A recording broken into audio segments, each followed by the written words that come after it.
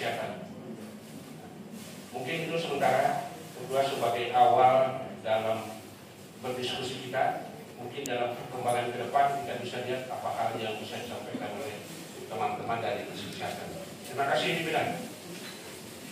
Baik, terima kasih Pak Yusuf. Pak Kepala Dinas baru datang langsung dicecar dengan beberapa pertanyaan oleh Pak Yusuf. Mohon maaf ya Bu Devi. Kemarin Pak Dokter juga sudah hadir mewakili Bu Devi. Ya baik, ada beberapa hal yang disampaikan oleh Pak Yusuf dan secara global adalah mempertanyakan terkait dengan beberapa target yang kemudian ada di bawah capaian. Kemudian yang kedua adalah terkait dengan ada beberapa kendala yang mungkin perlu dijelaskan terkait dengan capaian yang tidak maksimal. Nah, kalau kita melihat pada tabel ini, salah satunya adalah pada program sediaan farmasi, alat kesehatan dan makanan minuman. Nah, nanti untuk detailnya nanti tadi operator sudah menyiapkan kita terkait dengan beberapa kegiatan. Nanti kalau mau dilihat secara detail penganggarannya nanti kita lihat di tabel penganggaran yang ada di tabel Excel. Tapi secara umum saya minta dulu saya minta dulu Kepala Dinas Kesehatan Dr. Devi untuk memberikan penjelasan beberapa hal yang hampir mungkin bisa juga Dr. Devi pilih saja apakah mau berurut dari satu atau mungkin yang paling kecil dulu yang di nomor 3 yang capaiannya hanya 48,95%. Nah, sebagai panduan Dr. Devi, nanti Dr. Devi bisa menjelaskan jenis kegiatannya, kemudian penganggarannya, kemudian nanti kita akan lihat realisasi keuangan dan fisiknya, kemudian nanti Dr. Devi bisa menjelaskan kendala dan hambatan kenapa program itu tidak bisa mencapai titik maksimal. Begitu mungkin Bu Dokter, saya persilakan Bu Dokter untuk berkomentar. Itu nilainya adalah 273 juta 780.280 itu adalah KLB. Jadi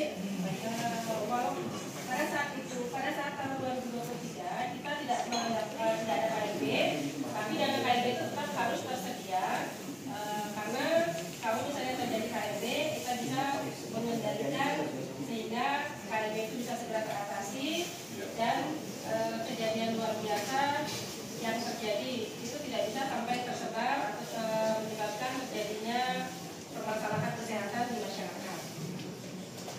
Kemudian itu hal-hal itu yang menyebabkan kenapa capaiannya hanya 70 sekian ya.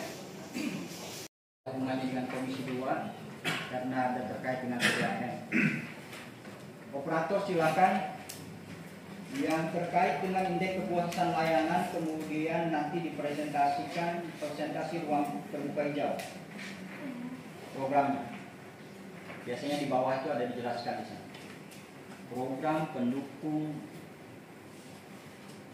langsung tulis saja ruang terbuka hijau. Define. Oke, ruang terbuka hijau. Nah ini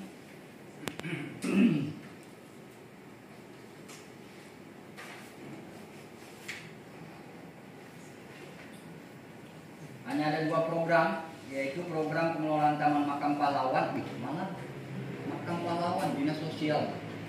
Program pengelolaan keanekaragaman hayati. Hampir tidak kena dengan Komisi 3 nih. Boleh buka, tapi kalau sepahaman saya yang Taman Makam Pahlawan ini Dinas Sosial punya. Ruang terbuka hijau, silakan dibuka di tabel bawahnya, di tabel penganggaran. Silakan anggota DPRD dari tabel besar dulu, silakan di dalam.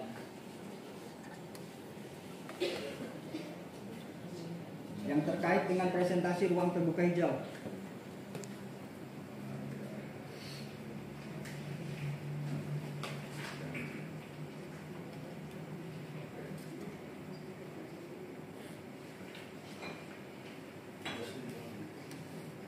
bukakan anunya, penganggaran double Excel. OPD-nya apa nih Pak Kepala Bapeda? Dinas Sosial Pemakam Pahlawan. Yang satunya Delhan Komisi 3. Silakan aja Komisi 3.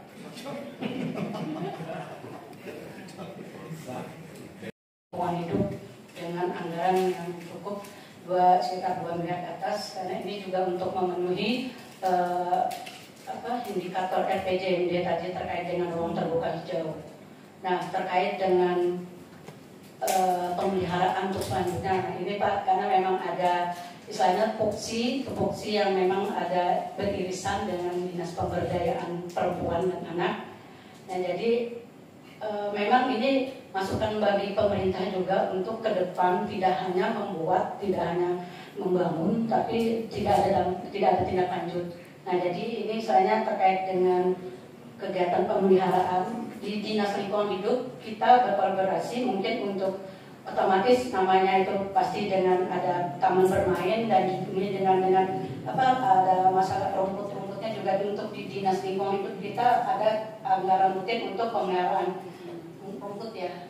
Nah, tapi kalau terkait dengan sarana bermainnya itu, nah itu sudah mulai tahun ini kalau jelas dianggarkan di Dinas Pemberdayaan Pak untuk perbaikan-perbaikan yang memang sudah ada yang kelihatan banyak yang rusak. Dan tadinya terkait dengan saran Pak Yusuf Mido terkait masalah pemanfaatannya, itu mungkin perlu ada kolaborasi lagi dengan forum anak, misalnya untuk pemanfaat untuk apa dibangun TBA itu, kalau tidak dimanfaatkan untuk misalnya untuk untuk suasana mental anak juga, mungkin itu bisa ada ditambahkan dari Kabit. Silahkan Pak Jen, kalau memang ada.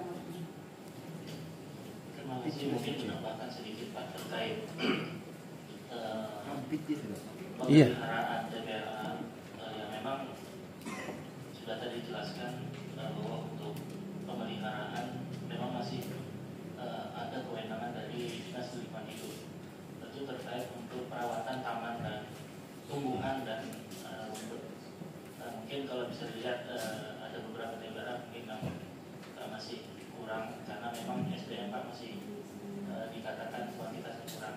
Tim potong rumput kan itu hanya 8 orang Pak yang mengerjakan satu perencanaan. Yang namanya rumput ini kan cepat tumbuh Pak.